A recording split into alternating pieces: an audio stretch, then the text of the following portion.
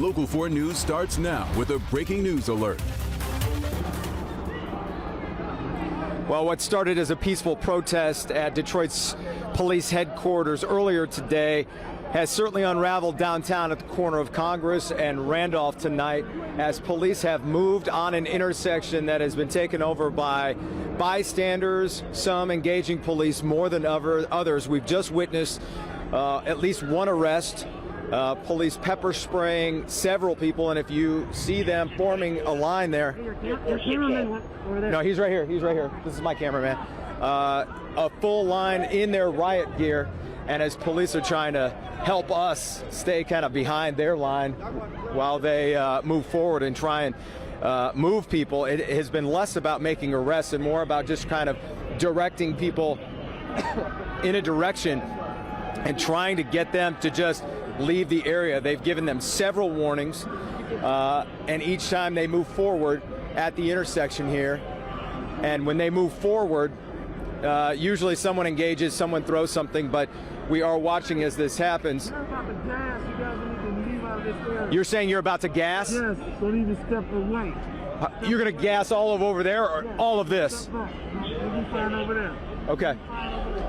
Officers are telling us to move. You may have heard him there. They're moving us over to the left a little bit here, and some of it has already reached me, I'll be honest. But his words, he said, we're about to gas, so we should move. And they've all got their gas masks on right now. And I understand why. The air is getting a little thick, and they've already used some tear gas in this area. And you can see as we're looking directly down at these Detroit officers in full riot gear, ready to move forward, all with masks, many with gas masks, and you heard that. And there are so many people just hanging out at the old county building. And Jake, if you scoot up and show just how many people are up on those steps over there that have been over there. There's a girl on top of a pickup truck, and people just taunting the police out here. And they have given a lot of these people several warnings. And we're waiting to see, they're making another announcement now. But it's reaching kind of a fever pitch here. He just moved us right here. You want us to move back? We'll go further back. It's good. I got you. Police just making sure that we're out of the line of fire here. So we're backing up a little bit further, waiting to see what happens here. But again, this all began around 6 o'clock, 2 hours into this, what was a peaceful protest that marched through downtown, went back through Corktown, and as Police James Craig told us earlier, a small faction met up with the protesters and basically wanted to cause trouble. You heard, Kim, you said earlier, 7 people that were arrested aren't from Detroit. 2 of them from as far away as Essexville and Bay City. Chief Craig's message was, if you want to cause trouble, do it in your own town. We're not going to have you come to Detroit and cause all this trouble when there was an actual peaceful protest going on. And when we first got on the scene here, Randolph and Congress, when police were well back, hundreds of yards beyond where they are now, back behind, they've marched forward now, there was an argument that broke out between protesters, more people on the scene. One man saying, you know, we're here for George Floyd. We're trying to say his name, George Floyd. They were trying to say it over and over. And he was arguing with other people who were, he claimed, here to cause trouble, to engage police, to try and injure police. One officer was hit in the head earlier tonight with a rock. We don't know how serious that is, but we know he was injured and taken for treatment. And another officer on a bicycle was almost hit by a car. Police say it was intentional. They arrested that man after a chase on the lodge. So it's not just the beginning here. There has been a lot leading up, and as I peek around the corner, a lot of people, there's a lot of middle fingers toward the police. There's a lot of phrases that you can imagine toward the police right now, and it's just spilled over as this Friday night has carried on, and that peaceful part of the protest, frankly, the protest part is probably long gone too. What's left are what the chief of police says, people who are here only to cause trouble. The police helicopter low in the sky here, shining the spotlight, trying to get people to disperse, but honestly, right in front of the police there, people still standing just 20 yards away with their phones out, laughing, pointing, taunting.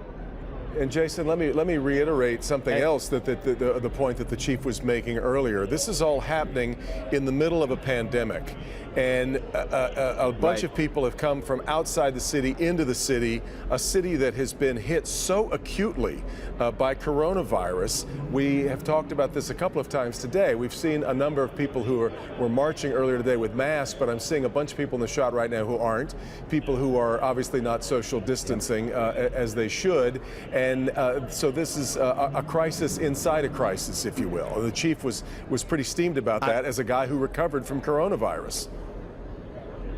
Exactly, and I'm glad you brought that up. When that protest started, the social distancing wasn't there, but everyone had a mask on. And as you just noted, very few people have a mask on out here tonight. Very few. And you can spot the ones who do. They stick right out. Even all the police officers do. But several of these people, like up on the old county building, it's almost like there's an audience that's not helping, watching to see what happens here, and that's keeping other people here. But when there's, yes, I mean, you've got a pandemic happening, and people are walking around.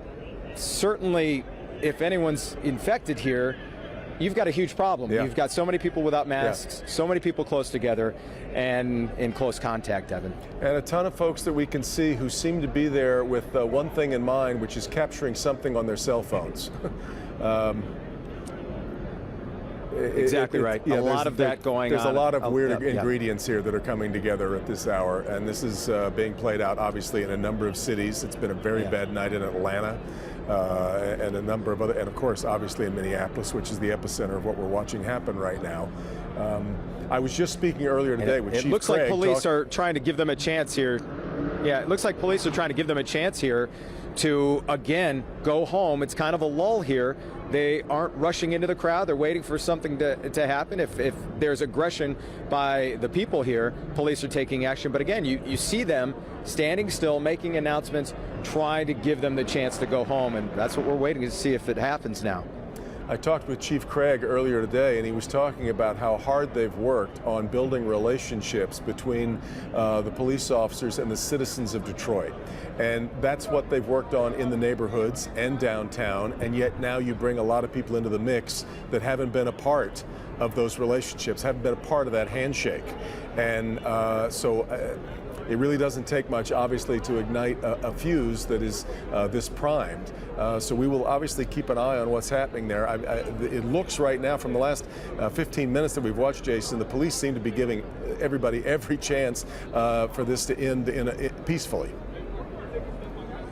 They have moved people and just sort of ushered, a forceful usher, if you will, and trying to get them to go a certain way. They cleared part of Congress, East Congress. They cleared. There was a kind of a big rush of people, and then they cleared people and got them back toward Cadillac Square here, and they're trying to get them to move that way. But also, like you said, regarding Chief Craig, of all the people I talked to today that were at the beginning of that protest, all of them said, you know, this isn't about Detroit police. We're here, yes, to protest police brutality on a national level about what happened to George Floyd. Sure. This has nothing to do with Detroit police. We're happy, like you said, he's gone a long way to create a good relationship, a good community outreach, and he mentioned that a little bit tonight, and that has been true, and now he's very disheartened to see some outsiders come in and maybe stir up some trouble here. Yeah. And Jason, you've been there since the beginning. You were reporting for our earlier newscasts when it was more peaceful. Are you able to tell, are these the same people that have been there since the beginning, or is this a different crowd? It is a different crowd. Yeah. This is definitely a different crowd than who started. It's an older crowd, by the way. There was a lot of kids at the protest, in 20s, early 30s at the most.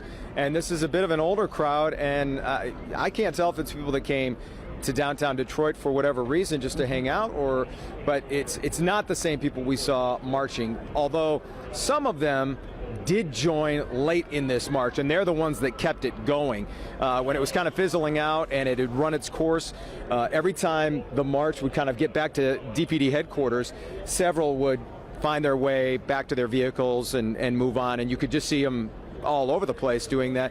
But there was this small faction that just kept kept it going, kept trying to stir up some trouble, and then it finally ended here at Randolph and Congress, where they gathered a few more and it re-energized. And now it's a mix. It's an eclectic mix. You hear bangs. We don't know what that is. It doesn't appear to be police firing anything, but that's the second bang I've heard in about 30 seconds. But every time it happens, people are moving away. People are running away.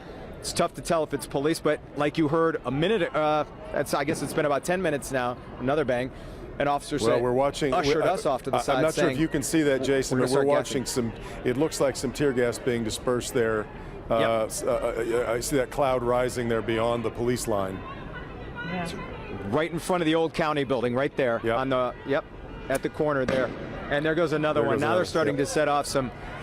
Yep, that's right in front of us, actually. Just for bearings, that's the old county building there. This is on the eastern edge of downtown, not too far from Greektown, sort of positioned between Greektown and Cadillac Square.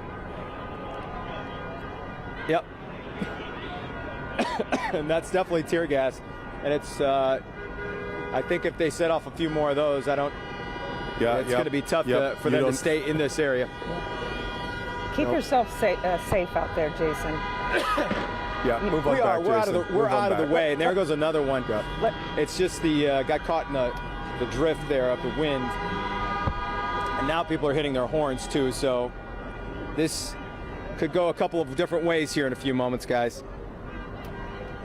Yeah, let's take it back from you, Jason, and keep yourself safe out there. We'll continue to update the story as we can on clickondetroit.com, as well as on our newscast that starts tomorrow morning at 6 a.m. Yeah, let's take a quick break. We'll continue right here on Local 4 right after this. Mike, back to the streets of Detroit here. You see protesters right now at this hour clashing with police officers in their riot gear. We have been watching them, as you just saw there, dispensing tear gas to try and disperse these crowds. They've been warning people to go home. The protest started much earlier, around this afternoon, about 4 o'clock, and this is the way we've been following the story pretty much since then. But here's what we know. At least 9 people thus far have been arrested, Kim. Yeah, I think you can hear me now. Sorry about that. One officer was injured after being hit by a rock. Several police cars have been damaged during this large demonstration. Of course, as we know, protesting police brutality following the death of George Floyd. Chief Craig also saying that 7 of the 9 people arrested are not Detroiters. We'll continue to follow this breaking news and bring you updates first thing in the morning on Local 4 News Today, which starts at 6 a.m. We'll be right back. Okay, Hank, we want to get back to our breaking news story that's unfolding right now on the streets of Detroit. As we take a live look here, protesters clashing with police officers in riot gear there. Police have already dispensed tear gas on this crowd at least once. You can see the gas in the air. And the confrontation going on live right now. They've asked people to go home. It doesn't appear that the crowd has dispersed, at least all the way. You see people there with their cell phones recording. This all started earlier today, about 4 o'clock. It's a story we've been following since then. Here's what we know so far. At least 9 people have been arrested. 1 officer injured after being hit by a rock. We await word on how he's doing. When the chief gave us that update a short time ago, he wasn't sure yet. Several police cars have been damaged tonight during the large demonstration that's been protesting police brutality following the death of George Floyd. Chief Craig also saying 7 of those 9 people that Kimberly just said were arrested, 7 of the 9 not Detroiters, including the person that they are seeking who knocked out the back windshield, the back glass of a police car. Police chief telling us they know who it is. It's someone also who doesn't live in Detroit, and they're working on tracking that person down right now. So as you can see, we will obviously be following this throughout the night. We'll have complete coverage coming up bright and early tomorrow morning. But a rough night tonight in the city of Detroit, as it is across the country, in many other cities across the country. Indeed. Earlier today, it was so peaceful. As we said, it started, about 4 o'clock. We saw people, with signs, although very passionate, but nothing like what we're seeing tonight. And we want to point out that our Jason Colthorpe, he is there. He's okay, as well as our photographer. But when they disperse the gas, a lot of people are wearing masks. Some aren't. But even with wearing a mask, it's hard to breathe, and he was coughing a little, so we're just showing you these live pictures. And of course, we'll continue to keep you updated overnight on our website. Yep, we will continue to, if we have to break in, we certainly will do that both here on the air and online at Click on Detroit. Hopefully we will hope for a better morning and better things tonight. Hopefully that things won't get too far out of hand here as we've watched a very volatile situation. It doesn't take much, Kim, as you and I have been talking in the newsroom all night about it. Indeed. It's been a long week for sure. Thanks for staying with us for our special edition of Local 4 News at 11. Have a great night, everybody. Be safe, stay healthy. Have a good weekend.